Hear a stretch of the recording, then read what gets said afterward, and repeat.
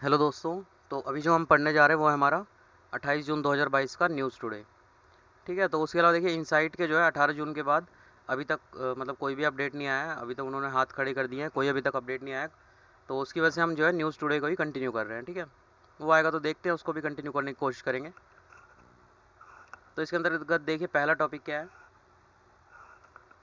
शिक्षा मंत्रालय ने जो है 2000 जो 18 से 19 और 19 से 20 के बीच का जो वो था टाइम पीरियड था, उसमें जिला प्रदर्शन ग्रेडिंग सूचकांक, जो कि फुल फॉर्म क्या है इसकी, तो performance grading index for district, जो जिला होते हैं हर स्टेट के अंदर, उनके लिए जारी किया गया इस रिपोर्ट को। ठीक है, तो ये जारी किसके द्वारा किया गया, तो स्कूल शिक्षा और साक्षरता विभाग द्वारा ये रिपोर्ट जारी की गई है। ठीक है, इसका क्यों जारी किया गया, रीज़न भी तो होगा, उद्देश्य क्या है इसका। तो जो भी स्कूली शिक्षा होती है ना, उसमें जो है हस्तक्षेप की आवश्यकता वाले क्षेत्र की प्राथमिकता, मतलब जो भी जो उनकी परफॉर्मेंस है उसमें जिसमें नीचे जा रही है उसको मेज़र करना हर राज्य में, तो उसको निर्धारित करने में ये मदद करेगा। ठीक है, इस तरह सुधार कर इन्हें उच्चतम ग्रेड तक पहुंचाना है। अब इन ग्रेड्स जो है ये अलग अलग 10 कैटेगरी में डिवाइड कर रखे हैं। ठीक है, देखते हैं कौन सी है। तो देखिए पहली जो कैटेगरी होती है उसको क्या कहते हैं, पहली जो ग्रेड है वो दक्ष होती है। ठीक है, दक्ष सबसे ऊपर होती है, सबसे नीचे होती है आकांक्षा 3।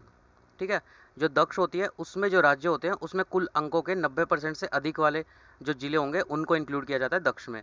और आकांक्षा 3 में जो भी 10% जो है उससे नीचे वाले जितने भी होंगे वो आकांक्षा 3 में इंक्लूड किए जाते हैं। उसके बीच के ग्रेड कौन से हो जाते हैं, तो उत्कर्ष 91 से 90% वाले जिले जो होंगे, अति उत्तम 71 से 80, उत्तम 71 से 61 से 70, प्रेष्ठा 1 51 से 60 और प्रेष्ठा 2 41 से 50। ये सब 10 ग्रेड इसके अंतर्गत मौजूद है। ठीक है, इनको जो है जो ग्रेड्स हैं उनको संरचना में कुल 600 अंक दिए जाते हैं और इन्हें 6 श्रेणियों में बांटा जाता है। कौन सी श्रेणी है, तो सबसे पहले देखिए ये अभिशासन प्रणाली, डिजिटल लर्निंग, स्कूल शिक्षा और बाल संरक्षण, अवसंरचना सूचनाएं और छात्रों के अधिकार, कक्षा में प्रभावी विचार विनियमन। ठीक है, तो ये सारी हमारी जो है इसकी श्रेणी हो जाती है 6। अब इन श्रेणियों को भी 12 डोमेन में डिवाइड किया जाता है, पर ये इसमें बताया नहीं गया है, तो बस इसको ये याद रखेगा 12 उसमें डोमेन में डिवाइड किए जाते हैं। इस तरह की जो अन्य पहले है वो कौन सी है, एक तो है राष्ट्रीय उपलब्धि सर्वेक्षण, दूसरा है स्कूल समान सूचकांक। अब देखिए राष्ट्रीय उपलब्धि सर्वेक्षण ये शिक्षा मंत्रालय द्वारा शुरू की गई पहल है, और स्कूल समानता सूचकांक नीति आयोग द्वारा। ठीक है, तो नीति आयोग जो कि पहले योजना आयोग था, ये क्या है, सेंटर मतलब राज्य और केंद्र शासित जो प्रदेश है उनमें इनके प्रदर्शन का मूल्यांकन किया जाता है। ठीक है, और वहीं पे अगर हम इसकी बात करें तो जो राष्ट्रीय उपलब्धि सर्वेक्षण है ये स्कूली शिक्षा की प्रभावशीलता पर एक व्यवस्था आधारित करती है। ठीक है, एक मैनेजमेंट मतलब ये देती है। मुख्य निष्कर्ष क्या है जो ये रिपोर्ट आई है इसके, तो इसमें सबसे टॉप के जो 5 राज्य वो कौन से हैं, चंडीगढ़, गुजरात, इसमें मतलब केंद्र शासित प्रदेश भी इंक्लूड है राज्य के साथ साथ, केरल, दिल्ली, महाराष्ट्र। और दोनों वर्षों में 18 से 19 और 19 से 20 में जो है किसी भी जिले के दक्ष रेटिंग हासिल नहीं की गई है, मतलब 90% से ऊपर का जिले का रिकॉर्ड नहीं आया है। उसके अलावा जो टॉप की बात करें तो राजस्थान के तीन जो जिले हैं, सीकर, झुंझुनू और जयपुर, ये सर्वश्रेष्ठ प्रदर्शन करने वाले जिला राज्य हैं। ठीक है, अगला टॉपिक क्या है, तो जो वैश्विक जैव विविधता फ्रेमवर्क 2020 पश्चात, ठीक है ये इसका नाम है, इस कार्य समूह की चौथी बैठक केन्या के नैरोबी इसमें आयोजित की गई। ठीक है, तो इसका जो है मूल वो क्या था, मतलब उद्देश्य क्या था इसका, तो मूल पाठ पर आम सहमति तक पहुंचना, पर इसे सफलता नहीं मिली। ठीक है, इसको पहले भी 2015 में जो सीबीडी की जो जैव विविधता अभी समय की 15 पक्षकारों की जो सम्मेलन था उसमें इसको अंतिम रूप दिया जाना था, पर ऐसा नहीं हो पाया था उस समय भी, और अब भी जो है ऐसा नहीं हो पाया। ठीक है, तो इसको जो है वस्तुतः जो जैव विविधता 2011 से 20 के लिए रणनीतिक जो योजना थी उसको आगे बढ़ाने का इसमें प्रयास किया गया। ठीक है, जिसका पर्पस क्या था, तो निम्नलिखित जो नीचे लिखे गए उद्देश्य हैं, लक्ष्य हैं, उनको 2030 तक मतलब जो पेरिस समझौता 2015 था उसकी अवधि के दौरान दुनिया भर में कार्रवाई का मार्गदर्शन करना। तो इसके लक्ष्य क्या थे, तो प्रकृति और लोगों के लिए इसकी आवश्यकता सेवाओं को संरक्षित एवं सुरक्षित करना, यह सुनिश्चित करना कि प्रकृति के साथ सामंजस्य में रहने का साझा दृष्टिकोण 2050 तक पूरा हो जाए। ठीक है, तो दो जो सीबीडी है जैव विविधता अभिसमय है, उसमें जो है जैव विविधता के सभी पहलुओं को शामिल करने वाला ये पहला वैश्विक समझौता था, याद रखिएगा, पहला वैश्विक समझौता था जिसमें जो है जैव विविधता की जो बायोडाइवर्सिटी है उसके सभी पहलुओं को इसमें इंक्लूड किया गया था। ठीक है, इस समझौते में निम्नलिखित पहलू शामिल हैं, कौन से, जैव विविधता जो बायोडाइवर्सिटी है उसका संरक्षण करना, उसके घटकों का सतत उपयोग करना, मतलब भविष्य में उसका यूज़ किया जा सके, आनुवांशिक संसाधनों के उपयोग से होने वाले लाभों का उचित और न्यायसंगत बंटवारा करना। ठीक है, तो इसके लिए और भी प्रोटोकॉल थे जैव विविधता अभिसमय के लिए। कौन से थे? एक तो था पहुंच और लाभ साझाकरण पर नागोया प्रोटोकॉल और कार्टाजेना प्रोटोकॉल। ठीक है, नागोया प्रोटोकॉल क्या है? जिसका लक्ष्य अनुवांशिक जो संसाधन है उसके उपयोग से उत्पन्न होने वाले लाभों को निष्पक्ष और न्यायसंगत तरीके से साझा कर सके दूसरे देशों के साथ। और कार्टेजेना प्रोटोकॉल क्या है? इसका पर्पस आधुनिक जैव प्रौद्योगिकी जो टेक्नोलॉजी है उसके परिणाम उत्पन्न सजीव संशोधित जीवों के सुरक्षित संचालन, आवागमन और उपयोग को सुनिश्चित करना। और ये दोनों ही एक दूसरे क्या है? पूरक हैं। ठीक है, ये इसको मतलब कंप्लीट करता है और ये इसको कंप्लीट करता है। ये GBF 2020 पश्चात कार्यकारी समूह की तीसरी बैठक 2021 में संपन्न हुई थी। इस बैठक में क्या हुआ था? CBD के तहत अनुवांशिक संसाधनों पर डिजिटल अनुक्रम, डिजिटल जो सीक्वेंस है एक के बाद एक सूचना पर विचार किया गया था। ठीक है, उसके अलावा इनको अन्य नामों से भी पुकारा जाता है जो कि पर्यायवाची है इसके। ये सारे नाम अनुवांशिक सूचना, जैव सूचना, अनुक्रम सूचना, प्राकृतिक सूचना, अनुवांशिक डेटाक्रम, न्यूक्लियोटाइड अनुक्रम डेटा, अनुवांशिक संसाधन। ठीक है, अगला टॉपिक क्या है? Heat wave. जैसे कि आपको पता है गर्मी कितनी है, दिल्ली में जो रह रहे हैं उन्हें पता ही होगा। तो उसके जो है प्रभाव भारतीय कृषि के लिए आगे की रहा। भारतीय कृषि पर इसका क्या प्रभाव पड़ रहा है? ठीक है, तो प्रभाव की अगर बात करें तो इससे क्या है? अनाज में पीलापन आ जाता है, सिकुड़ जाते हैं, फसल समय से पहले पक जाती है। ठीक है, हमारा एक वो मतलब सिस्टम होता है कि हम इस समय पे फसल पकेगी, इस समय पे इसको काटना है, इस समय पे ये फिर ट्रांसपोर्ट करना है। अब वो समय से पहले पक रही है तो हमारा सारा प्रोसेस जो है उसकी वजह से हमें जल्दी करना पड़ेगा। ठीक है, जिसमें हमारा मतलब सिस्टम जो होता है वो फेल कर जाता है। ठीक है, और इसके अन्य दुष्प्रभाव क्या है? नमी जन्य दबाव, सनबर्न, सूर्य से जो जलना होता है, फूलों का गिरना हो जाता है, दुधारू जानवर जो है भूख में कमी हो जाती है और शरीर का तापमान उनका अधिक हो जाता है। ठीक है, अब जो हीट वेव है उसका उपयुक्त विश्लेषण और अध्ययन केंद्रीय शुष्क भूमि कृषि अनुसंधान इस संस्था ने किया है। ठीक है, जो कि क्या है? जो ICAR है, भारतीय कृषि अनुसंधान परिषद, इसके अधीन एक संस्था है। इसके कारण क्या है? तो जो राजस्थान है उसके पश्चिमी हिस्सों में प्रति चक्रवात। अब ये प्रति चक्रवात क्या होता है? वायुमंडल में जब क्या होता है उच्च दबाव से जो होता है ना, हाई, मान लीजिए ये जो मैंने कर्व बनाया है ये उच्च दबाव वाला है, इसके नीचे हमारी अगर हवा आ जाती है, ठीक है, तो उससे वो क्या हो जाती है? गर्म और शुष्क हो जाती है मौसम। ठीक है, जिसकी वजह से ये प्रति चक्रवात इसको बोला जाता है। इसकी स्थिति और पश्चिमी विक्षोभ की अनुपस्थिति, मतलब जो वर्षा है उसकी अनुपस्थिति से शुरुआती एवं चरम हीटवेव की स्थिति पैदा हुई है। ठीक है, इसके सुझाव क्या है? इसको कैसे मतलब हम इसका ट्रीटमेंट कर सकते हैं जो मतलब मनुष्य के लेवल से हो सकता है? तो फसल की सही किस्मों को चुनना, पशुओं को नहलाना, मल्चिंग तकनीक जैसे प्लास्टिक मल्चिंग। मल्चिंग क्या होता है? एक तरह से खरपतवार से ढक देना किसी चीज़ को। ठीक है, तो उसको अपना सकते हैं। समय पर बुआई करना, तापमान सही शून्य गेहूं की फसल, मतलब जो तापमान को सह सके ऐसी गेहूं को उगाना, जिसके एग्जाम्पल क्या है? PBW03, DBW183, इसको अपनाना। ठीक है, पत्ते और फूल आने की व्यवस्था में पोटेशियम नाइट्रेट का छिड़काव उपज की हानि को कम कर देता है, इसका भी यूज़ कर सकते हैं। उसके अलावा गन्ने, मेड़, हल रेखा, इसमें जो है मल्चिंग मतलब खरपतवार से इसको ढक सकते हैं। ऐसा करने से मिट्टी की नमी बनी रहेगी, धूप से मतलब उसका वाष्पीकरण नहीं होगा और दबाव कम होता है। फलदार पेड़ों को धूप से बचाने के लिए अन्य छायादार जाल या सूती कपड़े से ढक सकते हैं। जो छोटे पौधे होते हैं उनको हम सूती कपड़े से ढक सकते हैं। ठीक है, घरों में जैसे आपने देखा होगा तुलसी वगैरह ढक देते हैं। तो हीट वेव का किसी क्षेत्र में वास्तविक तापमान के संदर्भ में तापमान सीमा के आधार पर या उसके सामान्य तापमान से अधिक विचलन के आधार पर परिभाषित किया जाता है। उसके अलावा देखिए, नीति आयोग ने भारत की गिग और प्लेटफॉर्म अर्थव्यवस्था पर रिपोर्ट जारी की। मतलब गिग इकोनॉमी आपने सुना होगा, जैसे ओला, उबर, ये सब जो राइड होती है, स्विगी हो गया। ठीक है, तो इस सब में जो है इस प्लेटफॉर्म अर्थव्यवस्था पर एक रिपोर्ट दी है जिसका ये एक तरह का पहला अध्ययन है। ठीक है, इसमें भारत में गिग प्लेटफॉर्म अर्थव्यवस्था पर व्यापक दृष्टिकोण और सिफारिशें दी गई हैं। गिग कर्मी होते कौन है? तो ये ऐसे कर्मी होते हैं जो पारंपरिक नियोक्ता कर्मचारी व्यवस्था के बाहर, ठीक है, एक तो गवर्नमेंट जॉब देती है, एक प्राइवेट सेक्टर देता है, पर ये इन दोनों के ही बाहर जो है आजीविका में संलग्न होते हैं।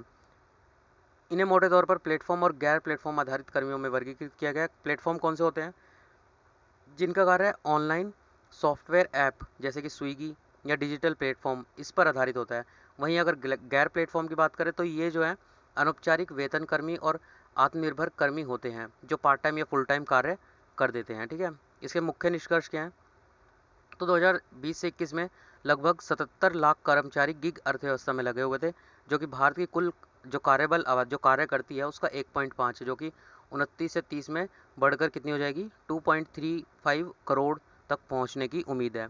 वर्तमान में गिग अर्थव्यवस्था से संबंधित लगभग 47% कार्य जो है मध्यम कौशल युक्त नौकरियों में है, लगभग 22% उच्च में और 31% निम्न में नौकरियां करते हैं। अब इसमें कुछ सुझाव दिए गए हैं जिसको मतलब इनको जैसे कि ये जो कार्य करते हैं या तो इनको प्राइवेट सेक्टर में ला दें या फिर कुछ गवर्नमेंट में भी ला सकते हैं। इस टाइप से मतलब इनको कुछ मतलब हमें जो है थोड़ा सा इनकी लाइफ को थोड़ा ठीक करना है, परमानेंट करना है। विशेष रूप से प्लेटफॉर्म कर्मियों के लिए डिज़ाइन किए गए जो उत्पाद है उनके माध्यम से उनकी वित्त तक पहुँच में तेज़ी लाई जानी चाहिए। ठीक है, एक तरह से मैनेजमेंट होना चाहिए ताकि वो ईजिली जॉब कर सके और पैसा ईजिली उन्हें मिल सके। क्षेत्रीय उत्पादों को बेचने के व्यवसाय में लगे स्वयं नियोजित व्यक्तियों को व्यवस्था से जोड़ना चाहिए। व्यवस्था जो होती है, मेन जो धारा है हमारी मुख्य धारा, उसमें उसको लाना चाहिए। प्लेटफॉर्म आधारित बदलाव और परिणाम आधारित कौशल विकास को बढ़ावा जाना चाहिए। साथ ही लैंगिक संवेदनशीलता के माध्यम से सामाजिक समावेशन को भी प्रोत्साहित करना चाहिए। सामाजिक सुधार संहिता 2020 को लागू करने के लिए जो रेज प्लेटफॉर्म है, रेज फ्रेमवर्क, जिसकी फुल फॉर्म यहाँ पे अभी दी है, पढ़ेंगे इसको भी, तो इसको अपनाया जा सकता है। ठीक है, इसमें श्रमिकों को सामाजिक सुधार सुरक्षा तंत्र में शामिल करने की बात कही गई है। अब रेज की फुल फॉर्म क्या है? रिकॉग्नाइज करना उन्हें, उसके बाद उन्हें अलाउ करना, मतलब नई नई जो नवोन्मेषी मतलब जो इनोवेशंस है उनको वो यूज़ कर सके, जिससे सामाजिक सुरक्षा के विस्तार की अनुमति उन्हें दी जाए। इनकॉर्पोरेट सपोर्ट और एंश्योर, इनकॉर्पोरेट मतलब योजनाओं को डिज़ाइन करते समय प्लेटफॉर्म के विशिष्ट हितों को ध्यान में रखें, जिनमें रोजगार सृजन, प्लेटफॉर्म व्यवसाय और श्रमिकों पर इसका जो है आदि शामिल हो प्रभाव। सपोर्ट करना उन्हें व्यापक जागरूकता अभियानों के माध्यम से सरकारी योजनाओं और कल्याणकारी कार्यक्रमों की सदस्यता के लिए श्रमिकों की सहायता की जाए। एंश्योर करना कि सुनिश्चित करें कि लाभ और श्रमिकों को आसानी से उन्हें लाभ मिल सके। ठीक है, उसके बाद देखिए अगला टॉपिक क्या है? ऑनलाइन और ऑफलाइन फ्री स्पीच की रक्षा के लिए भारत G7 और 4 अन्य देशों के जो है 4 अन्य देशों के समूह इसमें शामिल हुए। ठीक है, 4 देश कौन से थे जो कि आमंत्रित थे G7 में इस बार? तो अर्जेंटीना, इंडोनेशिया, सेनेगल और दक्षिण अफ्रीका। तो इसके साथ ही जो ये G7 समूह थे उसने जो 2022 का रेजिलिएंट डेमोक्रेसीज स्टेटमेंट RDS उस पर हस्ताक्षर किए। तो पहले इसी को देख लेते हैं RDS है क्या। तो इसमें कुछ सैद्धांतिक बातें की गई हैं जो कि मतलब यहाँ पे नीचे दी गई हैं, उनको हम देखेंगे। तो इसके अंतर्गत एक तो वैश्विक उत्तरदायित्व, ठीक है, मतलब जो भी क्षेत्रीय अखंडता और संप्रभुता है उसके सम्मान को इसमें बढ़ावा देना चाहिए सभी देशों द्वारा। दुनिया भर में लोकतंत्र और स्वतंत्र एवं निष्पक्ष चुनाव का समर्थन आदि करना। ठीक है, कुछ सिद्धांत हैं उनको उसके ऊपर साइन किए गए हैं। सूचना परिवेश, तो इसके अंतर्गत जो ऑनलाइन ऑफलाइन माध्यम है उससे अभिव्यक्ति व विचार की स्वतंत्रता की रक्षा की जाए। खुला मुक्त वैश्विक अंतर संचालनीय विश्वसनीय और सुरक्षित इंटरनेट सुनिश्चित करना चाहिए। ठीक है, उसके अलावा नागरिक समाज, तो इसमें क्या है? नागरिकों समाज के कार्यकर्ताओं की स्वतंत्रता व विविधता की रक्षा करना, दुर्भावनापूर्ण विदेशी हस्तक्षेप के खिलाफ क्षमता का निर्माण करना आदि सम्मिलित है। समावेशन और समानता, इसमें जो है विचार विवेक और जो धर्म विश्वास की स्वतंत्रता है उसकी रक्षा करना और अंतर धार्मिक संवाद को बढ़ावा देना, सामाजिक एकता एवं समावेशित आदि सब शामिल है। ठीक है, तो इस पर साइन किए गए हैं जिसके अंदर ये बताया गया। तो इन देशों ने जो है वैश्विक चुनौतियों, जो कि मेन आज के टाइम में क्या है अगर वैश्विक लेवल पे देखें तो जलवायु परिवर्तन और कोविड-19, इनके समान समावेशी और स्थायी समाधान की दिशा में कार्य करने के प्रति अपनी प्रतिबद्धता की पुष्टि की है। इन देशों ने नियम आधारित अंतर्राष्ट्रीय व्यवस्था इसके प्रति प्रतिबद्धता व्यक्त की है। इन देशों ने 2021 की जो कॉर्बिस बे ओपन सोसाइटीज स्टेटमेंट थी उस पर भी चर्चा की, साथ ही उस समय से जो भू राजनीतिक स्थिति है उसमें हुए नाटकीय परिवर्तन पर भी विचार विमर्श किया। इसके अतिरिक्त विश्व भर में लोकतांत्रिक प्रणालियों के समक्ष मौजूद खतरे उनको स्वीकार किया। ठीक है, कौन से हैं? तो ये घोषणाएं सामरिक जो हिंद प्रशांत क्षेत्र है उसमें चीन के आक्रामक कदमों और यूक्रेन पर जो रशिया का आक्रमण है जैसी अंतर्राष्ट्रीय घटनाओं के परिप्रेक्ष्य में महत्वपूर्ण हो गई है। ठीक है, उसके बाद अगला टॉपिक क्या है? तो नीतिगत प्रयासों के बावजूद नवीकरणीय ऊर्जा प्रमाण पत्र, ठीक है, REC रिन्यूएबल एनर्जी सर्टिफिकेट, इसके प्रति कुछ लोगों ने जो है कुछ लोगों ने ही रुचि दिखाई है, कुछ परसेंट ने। ठीक है, तो इस तंत्र में जो है नवीकरणीय ऊर्जा को बढ़ावा देने के लिए एक बाजार आधारित साधन है ये एक तरह का। ठीक है, यह जो है नवीकरणीय ऊर्जा खरीद दायित्वों के अनुपालन को सुविधाजनक भी बनाता है। अब इसका पर्पज़ क्या है, उद्देश्य क्या है? तो नवीकरणीय ऊर्जा संसाधनों की उपलब्धता और जो उसकी नवीकरणीय ऊर्जा खरीद दायित्व है उसको पूरा करने के लिए जो भी दायित्व है उससे बाध्य संस्थाओं की आवश्यकता के बीच के अंतर को दूर करना। जो REC है उसको जो है एक REC को 1 मेगावाट के बराबर माना गया है, जिसकी 2 श्रेणियाँ हैं। REC सौर मतलब जो सन से हो रही है रिन्यूएबल, एक जो बिना सन की हो रही है जैसे विंड एनर्जी से हो रही है हमारी। ठीक है, तो यह केंद्रीय विद्युत विनियामक आयोग द्वारा विनियमित है, मतलब इसको रेगुलेट कौन करता है? केंद्रीय विद्युत विनियामक आयोग। इसके लिए ट्रेडिंग प्लेटफॉर्म जो कौन सा है, तो इंडियन एनर्जी एक्सचेंज और पावर एक्सचेंज इंडियन लिमिटेड, ये इसका एक ट्रेडिंग प्लेटफॉर्म है, ठीक है, मतलब जहाँ पे इसको ट्रेड किया जाता है। भारतीय विद्युत अधिनियम 2003 के अनुसार आरपीओ वह यह अनिवार्य करता है कि सभी जो भी विद्युत वितरण लाइसेंस धारी है, ठीक है, जो भी बिजली का सप्लाई वितरण करते हैं, ट्रांसफर करते हैं, उनको अपनी आवश्यकताओं की न्यूनतम निर्धारित मात्रा की उत्पादन अक्षय ऊर्जा स्रोतों से, मतलब मिनिमम जो भी उत्पाद करते हैं बिजली का, उसमें से मिनिमम जो अमाउंट है वो अक्षय ऊर्जा स्रोतों से ही करना होगा, जो नवीकरणीय स्रोत है उनसे करना होगा। उसके अलावा जो एनएलडीसी है, नेशनल लोड्स डिस्पेंस सेंटर है, यह अक्षय ऊर्जा उत्पादन केंद्रों के पंजीकरण, मतलब उनको पंजीकरण करेगा और आरईसी जारी करने के लिए ये जिम्मेदार होगा।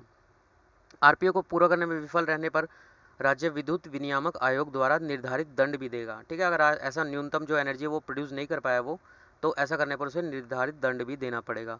नवीकरणीय ऊर्जा प्रमाण पत्र आरईसी से संबंधित समस्या क्या है? सबसे पहले तो देखिए, जब इसको इंस्टॉल करते हैं तो इसका मूल्य क्या होता है, काफ़ी अधिक होता है, ठीक है। जो नवीकरणीय ऊर्जा से हम जैसे सौर ऊर्जा, गुजरात वगैरह में आप देखेंगे तो हर जगह आपको मिलेगा पवन चक्की वगैरह, ये काफ़ी महंगे पड़ जाते हैं, ठीक है। विनियम जो इसकी रेगुलेटरी होती है उसकी भी अनिश्चितता बनी रहती है। अक्षय ऊर्जा क्षमता कुछ राज्यों में ही केंद्रित है, इसलिए दूसरे राज्यों के लिए खरीद महंगी हो जाती है, ठीक है। सौर ऊर्जा से संबंधित नवीकरणीय ऊर्जा प्रमाण पत्र का कारोबार कम होता है, इसके लिए उत्तरदायी कारक सौर और गैर सौर नवीकरणीय ऊर्जा प्रमाण पत्र के न्यूनतम और अधिकतम मूल्य में कमी हो जाता है, ठीक है। कुछ अन्य सुर्खियाँ, भारत और मलेशिया रक्षा संबंध, तो इसमें जो भारत है उसका तेजस लाइट कॉम्बैट एयरक्राफ्ट, इसकी पेशकश के साथ साथ मलयाई वायु सेना के सुखोई 30 MKI बेड़े को बनाए रखने पर चर्चा की गई। सिंपल मतलब बातचीत हुई।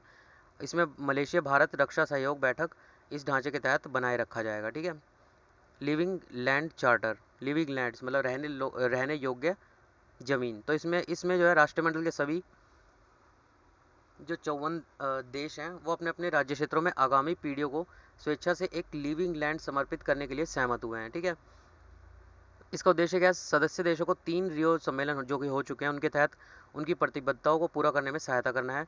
अर्थात जो हमारे 3 जो ये हैं, संयुक्त राष्ट्र सीबीडी जैव विविधता अभिसमय, मरुस्थलीय रोकथाम अभिसमय, जलवायु परिवर्तन पर संयुक्त राष्ट्र फ्रेमवर्क कन्वेंशन, ठीक है। तो राष्ट्रमंडल के अगर बारे में बात करें तो इसका गठन 1900 की दशक की शुरुआत में हुआ था, जब जो ब्रिटिश साम्राज्य था वो अलग होना शुरू हुआ, और इसके अंदर जो उपनिवेश थे ना, इनको मतलब बाहर भी उपनिवेश की प्रक्रिया को आसान बना देगा। मतलब जब ये प्रक्रिया शुरू हुई भी उपनिवेश, मतलब आज़ादी मिली इनको, तो उस समय ये बना था। भारत भी राष्ट्रमंडल का सदस्य है, ठीक है।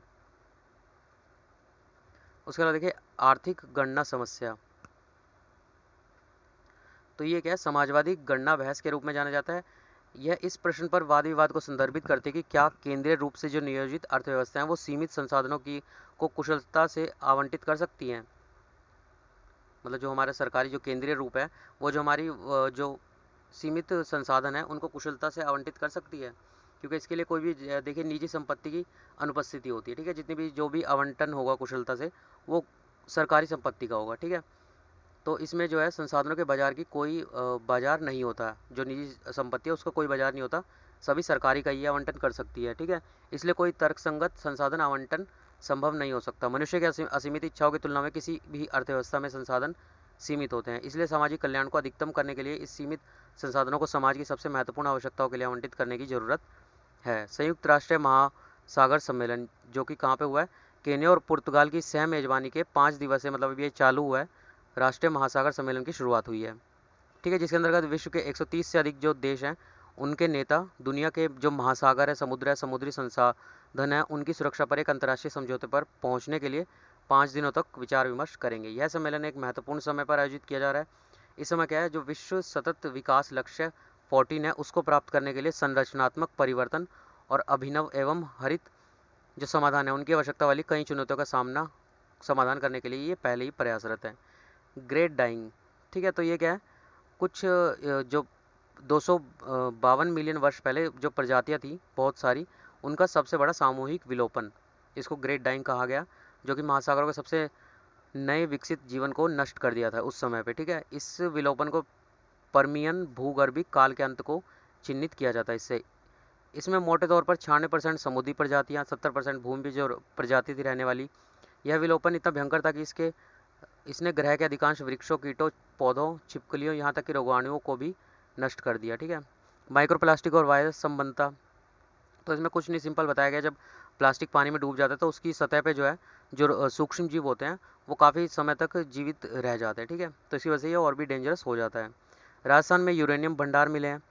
तो सीकरी कहाँ पे मिले? राजस्थान के सीकर जिले के रोहिल क्षेत्र में यूरेनियम के भंडार पाए गए हैं। यूरेनियम एक रजत सफ़ेद रंग का धात्विक रसायन होता है जिसको हम यू से डिनोट करते हैं, ठीक है।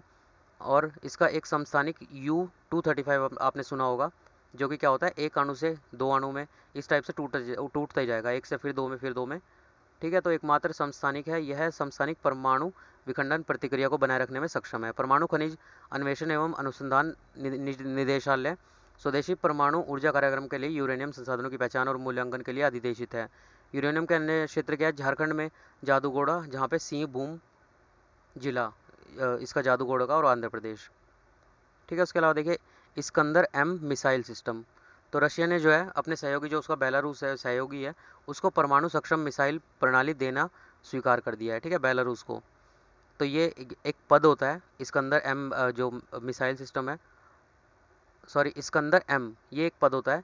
रूस इसका उपयोग ट्रांसपोर्टर, एक सेकेंड, इरेक्टर लॉन्च सिस्टम और इसके द्वारा दागी जाने वाली कम दूरी की जो बैलिस्टिक मिसाइल है वो दोनों को परिभाषित करने के लिए करता है, ठीक है। यह जमीन से प्रक्षेपित होने वाली क्रूज मिसाइल भी दाग सकता है।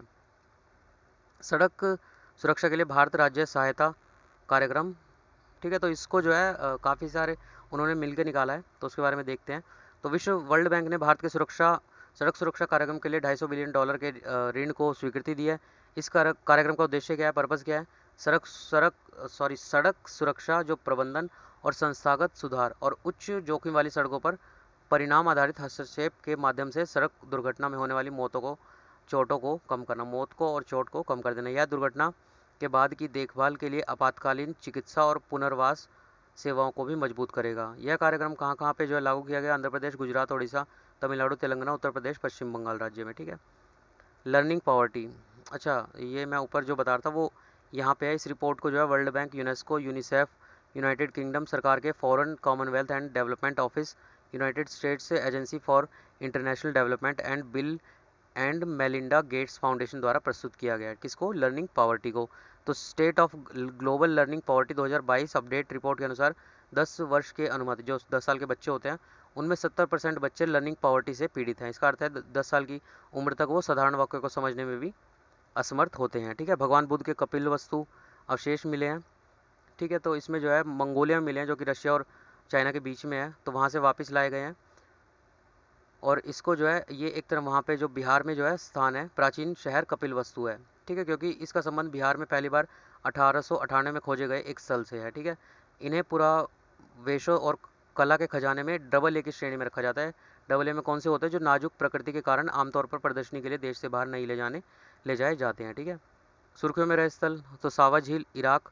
तो ये कहाँ पे? इराक में है, बगदाद के दक्षिण में। देखिए ये ऐसी थी, पहले दिखती थी, अब ये 2018 में ऐसी हो गई, मतलब एक तरह से पानी उसका विलोप हो गया।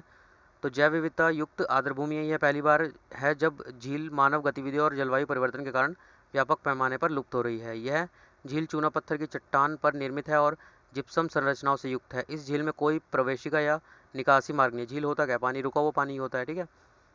इसे वर्ष 2014 में रामसल जो स्थल है वो भी घोषित किया गया था। अध्ययनों से पता चला कि इस झील को दरारें और छिद्रों के एक तंत्र के माध्यम से भूमिगत जल स्रोत द्वारा पोषित किया जाता है। जो भूमिगत जल स्रोत है उनसे इसको पानी मिलता था, ठीक है। तो बस इतना ही अभी के फिलहाल के लिए।